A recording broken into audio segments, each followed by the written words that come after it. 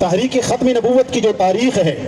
اور اس میں ضلع کوہاٹ کے ہمارے علماء نے جو علمی اور عملی اقدامات تحفظ ختم نبوت کے لیے اور رد قادیانیت کے لیے اٹھائے ہیں، یہ تمام تاریخ ہمارے فاضل دوست جنہیں اللہ تعالیٰ نے علمی، عملی اور روحانی تخلیقی صلاحیتوں سے نوازا ہے، میری مراد حضرت مولانا طفیل قاسمی صاحب ہیں جو مدیر ہیں ندوۃ التحقیق الاسلامی کوہاٹ کے، ایک موقر اور بہترین ادارہ بھی چلا رہے ہیں اور ساتھ میں تصوف کے میدان میں بھی ان کی خدمات قابل ذکر ہیں۔ میں ان سے ملتمس ہوں کہ ڈائس پر تشریف لے آئیں اور 1900 سے 1974 تک جو ختم نبوت کی تابناک تاریخ ہے وہ تاریخ اور اس میں علماء کوہاٹ کی جو خدمات ہیں وہ ہم سب کے گوش گزار فرمائیں۔ حضرت مولانا طفیل قاسمی صاحب دامت برکاتہ ملانی۔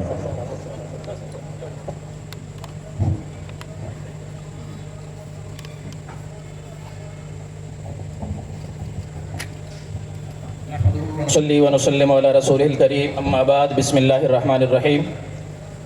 گرامی قدر سامعین، میرے مشائخ اعظام، چونکہ یہ وقت مہمانوں کا ہے لیکن امیر صاحب کا حکم ہے، لہٰذا میں مختصراً تاریخ تحفظ ختم نبوت کوہاٹ کے حوالے سے چند گزارشات پیش کروں گا۔ جس وقت فتنہ قادیانیت کا ظہور ہوا، الحمدللہ اس وقت سے اہل کوہاٹ نے اس فتنہ کی مقاومت کی ہے اور اس کے مقابلے میں کھڑے ہوئے ہیں۔ فتنہ قادیانیت کے خلاف اہل کوہاٹ کی تاریخ 1891 سے شروع ہوتی ہے، جس وقت کچھ کوہاٹ کے نوجوان قادیان گئے اور مرزا قادیانی سے بیعت ہونے کا ارادہ کیا۔ ان میں ایک حاجی غلام محمد صاحب جو باشو بابا کے نام سے معروف تھے اور تحریک آزادی کے نامور مجاہد گزرے ہیں، وہ بھی اس وفد میں تھے اور اس وقت ان کی 21 سال عمر تھی۔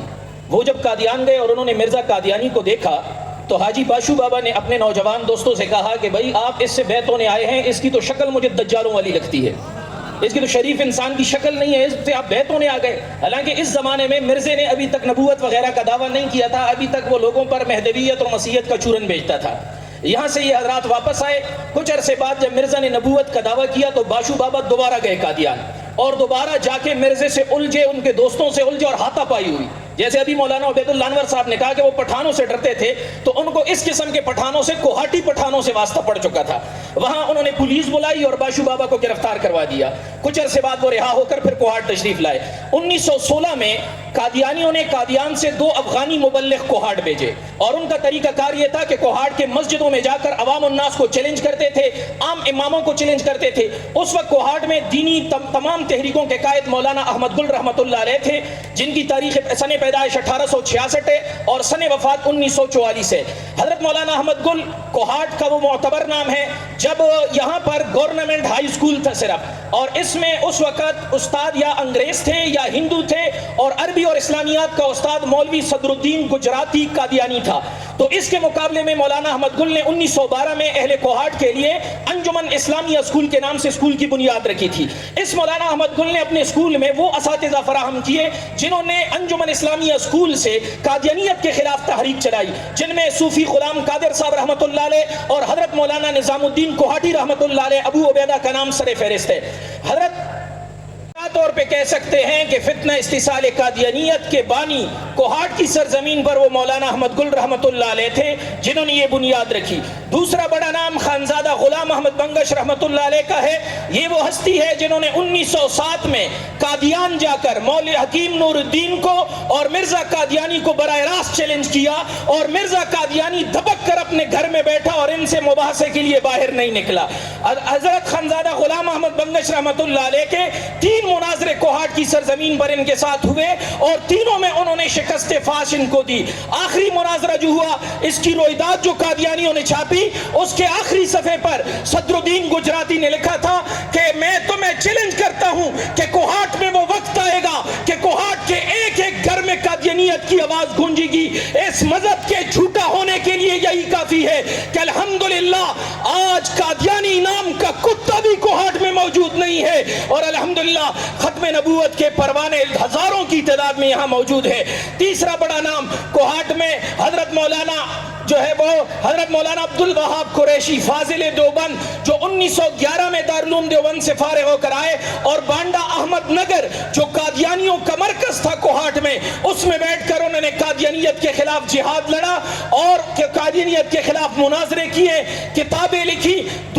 چوتھا بڑا نام کوہاٹ کی سرزمین پر جس وقت برصغیر میں گنے چنے لوگ تھے قادیانیت کے خلاف لکھنے والے انگلیوں پر جو لوگ گنے جا سکتے تھے، اس زمانے میں کوہاٹ سے قادیانیت کے خلاف اپنی قلم کو تلوار بنانے والے حضرت مولانا عبدالحی کوہاٹی رحمت اللہ علیہ، جنہوں نے اخبار اہل حدیث میں 1916 سے لے کر 1922 تک قادیانیت کے خلاف 80 مضامین تحریر کیے، قادیانیوں کے خلاف کتابیں لکھی جو الحمدللہ احتساب قادیانیت اور محاسبہ قادیانیت کا حصہ بن چکی ہیں۔ اسی طرح کوہاٹ کی سرزمین پر بیٹھ کر حضرت مولانا نظام الدین کوہاٹی نے قادیانیوں کے خلاف 6 کتابیں تحریر فرمائیں۔ وہ ساری کتابیں الحمدللہ احتساب قادیانیت کی جلد نمبر 14 اور محاسبہ قادیانیت کی جلد نمبر 13 کے اندر شامل ہو چکی ہیں۔ مولانا عبدالحی کی کتاب احتساب قادیانیت کی جلد نمبر 51 میں شامل ہو چکی ہے۔ یہ وہ ہمارے اکابر تھے، حضرت مولانا عبدالجبار صاحب رئیسان ہنگو،